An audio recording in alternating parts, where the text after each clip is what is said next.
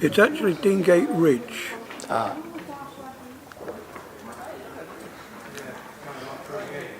I know people call it Deangate, but it's actually Deangate Ridge.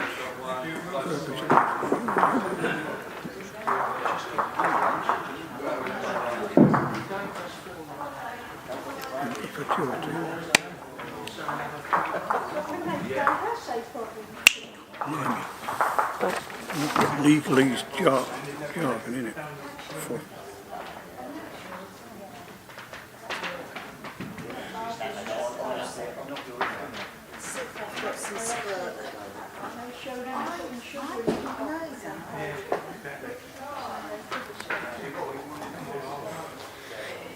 Interview number 1. That's better. Lane, I think. Are we just saying?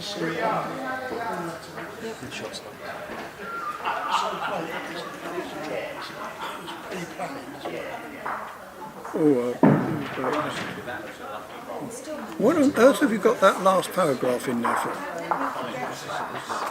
Have you read this? Yeah. Who wrote this up?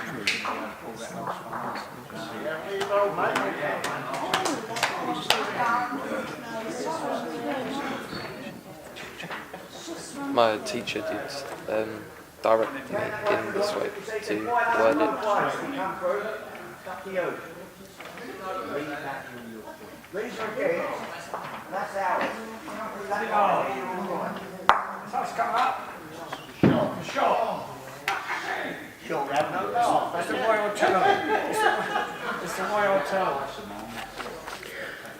It's a very dodgy sort of. Where do I sign this?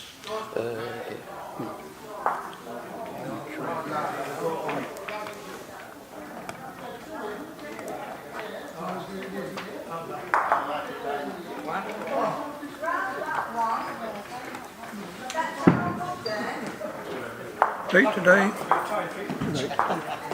The 27th. 2018.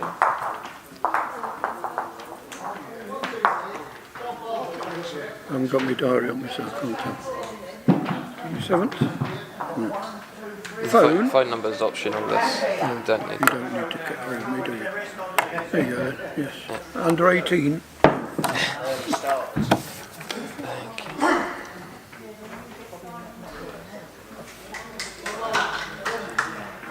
Right. When you're ready, just answer the questions. Or do you want us to say them to you? Better if you said them to me, wouldn't it? Lawrence, would you say them Otherwise to it looks as though I'm giving a speech. you? Do you want to give a speech? No, I don't want to give a speech. You're on. Should I go now? Yep. How long have you been attending the club? There's a club and there's a centre. They are two different organisations. Should I go now? How long have you been? So the centre, I have been here for 17 years. The club, 15 years. So maybe how long have you been attending the club and centre? No, nothing like that. I think I am, okay, I'm a bowler, but I'm also the centre administrator. Okay, so we've got the club, and the club holds a lease from the council for this facility. The way the thing is set up, as opposed to all other bowls clubs in Kent, is that although the club holds a lease, they delegate the management of the centre to a management centre committee, of which I am the administrator. What would you do if you moved home? And we have a staff supervisor and a maintenance supervisor. So the objective of that is to run the centre as a business. Yeah. So the club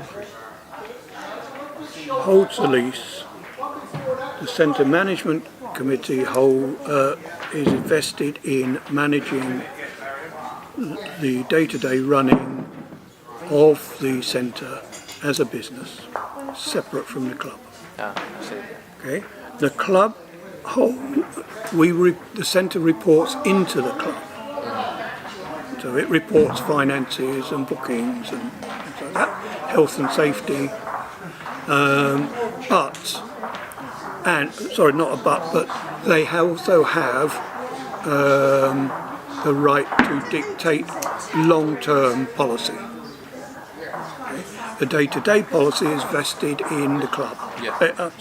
In the centre. So there is not another club that operates like that. Now, what that enables us to do, unlike other clubs, is to sell rinks. That is our business. We sell rinks. We don't run the club runs itself. We just sell rinks. Okay? I happen to be a member of the club as well, but the two do not overlap. Okay? My responsibility to the club is to manage this place so that it is viable long term. So what we do is the club books rinks, same as any member of the public does. It books them 12 months in advance, and it pays for the rinks, the same as the club members, as members of the public do. The majority of bowlers here are non-members. You do, unlike other clubs, you do not have to be a member to play bowl here. All you have to do is ring us up, and if there's a rink free at the time you want to play, you can book the rink. Okay. And we don't mind whether you have 2 people on it, or 6 people on it, 4 people, or 8 people, which is the maximum. That is entirely up to you. We will sell you the rink.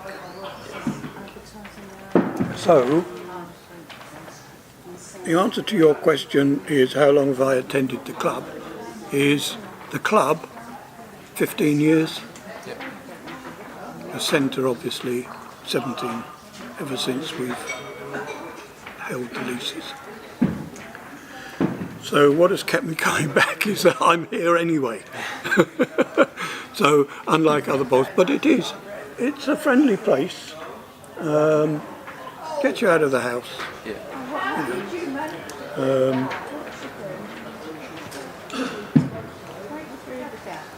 And really, I mean, you're not stuck in the house all the time, and so you've got a social life, etc.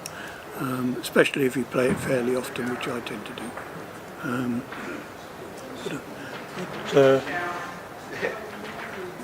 The advantages of bowls, social. It just depends. If you're competitive, you can be competitive.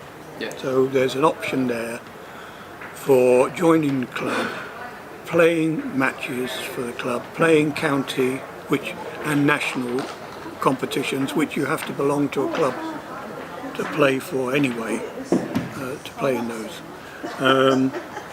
On the other hand, if you don't want to be competitive, you don't have to join the club. You just come up for social game of bowls, and it is a social game.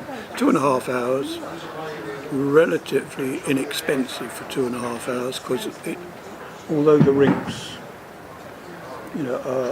if you look at the price, they're expensive. If you divide them by 8 and 6, they're only about £3 or £4 for 2.5 hours entertainment, if you like. So when you look at it like that, it's an inexpensive way. And because you have to walk up and down, it gives you some form of exercise every time you play. We obviously have, if you're incapacitated in any shape or form, we have wheelchairs, especially designed, they are for bowling on the green, and we also have arms, bowling arms, and nobody's using one today, but we do have a few people that can't bend down to bowl. When you show on the film, you see people bending down. That's so they can release the bowl as near to the ground as possible. if they can't do that, then they use an arm and just swing it and let it go, and it does it for them.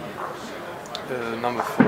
What would you say to younger people looking to get into the sport? Well, I think for younger people, it's going to be much more from the competitive side, if you like, if they're, because that's where it's going.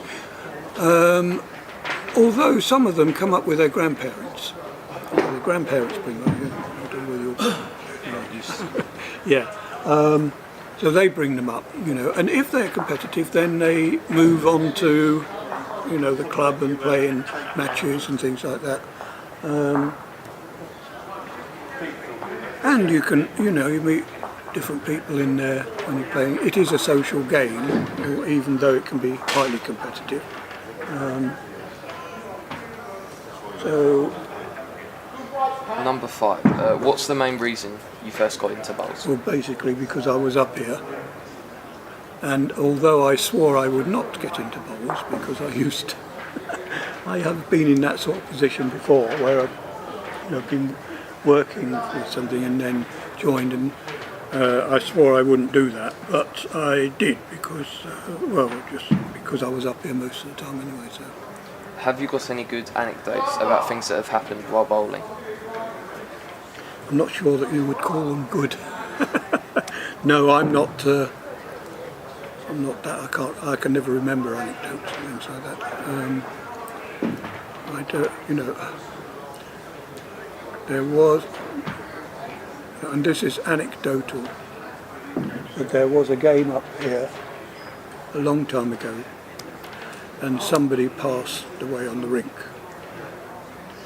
and they moved him off the rink and carried on with the game. So that's, I'm not quite sure that that's the sort of anecdote that you want. What would you say to people who say bowls is a boring sport?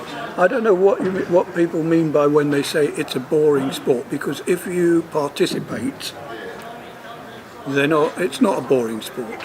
If you're watching it, then yes, you can almost say, like some other sports, it's like watching paint dry. So would I go and watch a game of bowls? Only if I knew the people involved, because otherwise there's no motivation as far as I'm concerned. Has bowls given you a greater sense of community? I don't know about sense of community. I think what happens is that if you're playing bowls a lot, then obviously you've got different people from different backgrounds and areas, etc., and interests. And you see them all the time, and if there is a problem at any time, like people do pass away, then you can encourage them to come out the house and keep going and keep their social connections up rather than sit at home. What other activities do you like to do aside from bowling? Well, I'm either bowling or I'm running this place, so actually I've got a lot of time. I do travelling quite a bit, so that's my other activity. Number 10. In your opinion, who is the best player?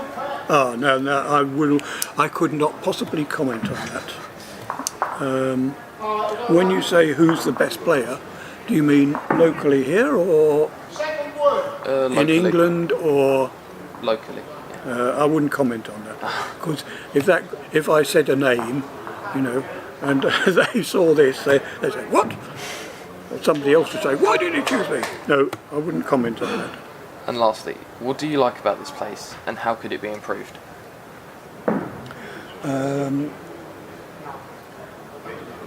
Well, as far as bowls is concerned, it's fine.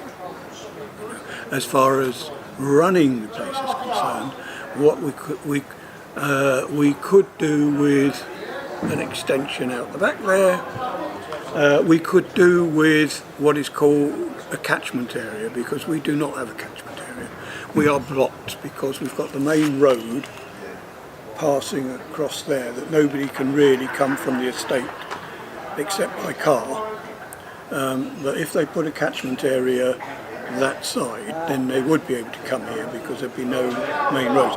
If we've got a catchment area, that would secure us for, the next 20 years, 25 years. Because you can always, we would get, and we could expand the social side, not at the expense of the bogs, but to supplement the bogs. That sums up the interview. Thank you very much for your time. Right.